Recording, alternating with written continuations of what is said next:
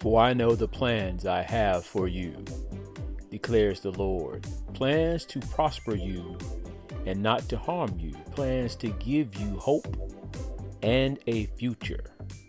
Jeremiah 29:11. Jeremiah chapter 29, verse 11. My view, his vision. My view, his vision. On Tuesday, May 28th, I was in bed relaxing after my cup of joe and 2 hard-boiled eggs when I received a text message from my neighbor, Lisa Crawford. It said, "Hi, they're taking a tree down on the street next door, and the white Jeep that's parked down there is in the way. Can you move it? They're going to tow it if it's not moved. Sorry." Well, instantly I was like, ugh. But my wife got up and proceeded to move the Jeep. Well, normally in the morning, I wake up, make my coffee, boil my eggs, and then I open my back deck door and take in the view, where I've been seeing some of the most amazing art on God's canvas. The greenery, the trees, and the sunrise just makes for a peaceful morning. I started thinking, if they are cutting the trees, oh no, they're going to mess up my morning view. I was getting a little upset because God's sky, or better yet, I call it God's canvas, is a place of peace for me. Needless to say, I was not happy thinking about this.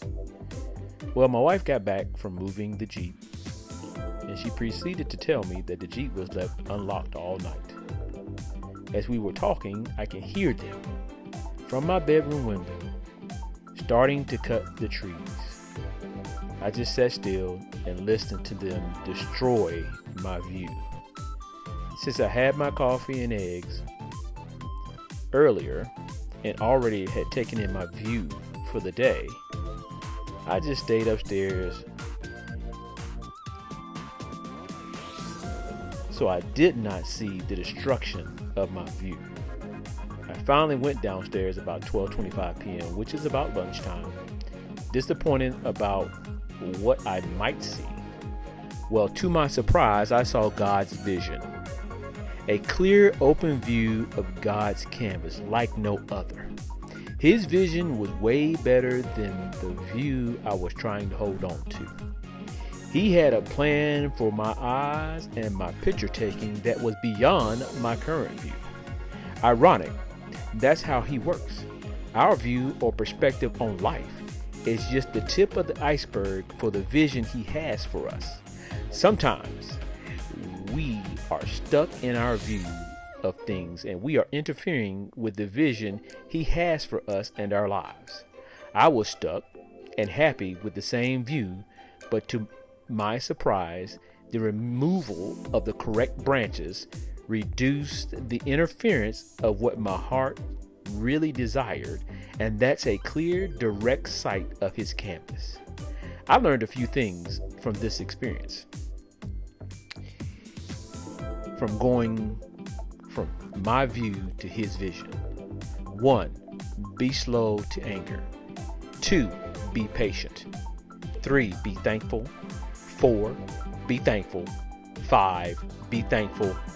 And 6, rejoice in the reward. How do these things apply to my little situation? Well, first of all, be slow to anger because I was upset. I was upset with the text message. I was upset that my view was being taken down. I was upset that they thought they could tow my truck. 2, be patient. Sometimes you have to be patient. You definitely have to be patient because you have no idea how the outcome will be. 3, be thankful. Well, I had to be thankful because the Jeep was left unlocked all night and there was no disturbance on the contents on the inside. Be thankful. Well, be thankful that my neighbor and I were having a conversation 2 weeks before, and she actually got my number and I got her number. So she had a way to text me and tell me what was going on.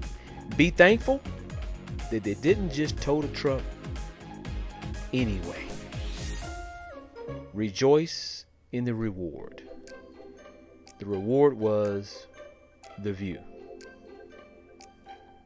God's plan for us is always best and typically includes the desires of our heart.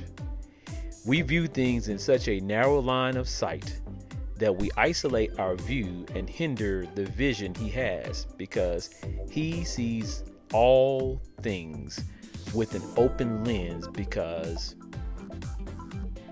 that's his view. If we would surrender to his will and give up our view to allow his vision, then we will open ourselves to his plan for us. I know I'm talking about the sky and me seeing it in the morning, but it definitely correlates to life.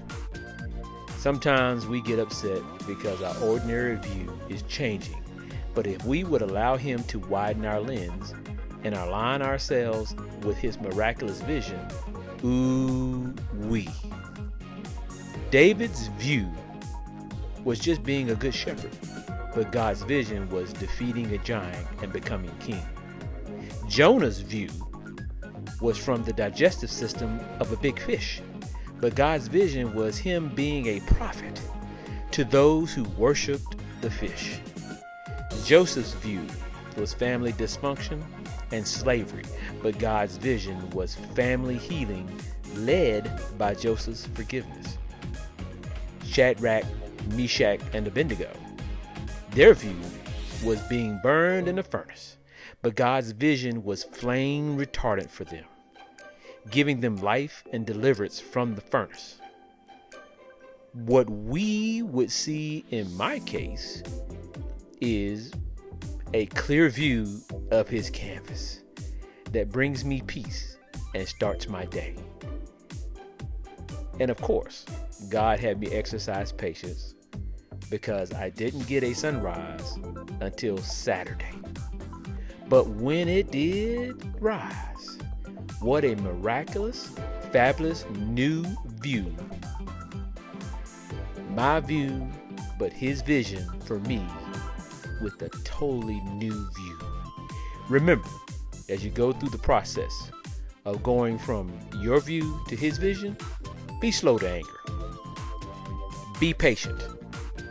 Be thankful. Be thankful. Be thankful. And rejoice in the reward, because his vision for you will be a reward for you. Amen. Amen. Trust in the Lord with all your heart and lean not on your own understanding. In all your ways submit to him, and he will make your paths straight.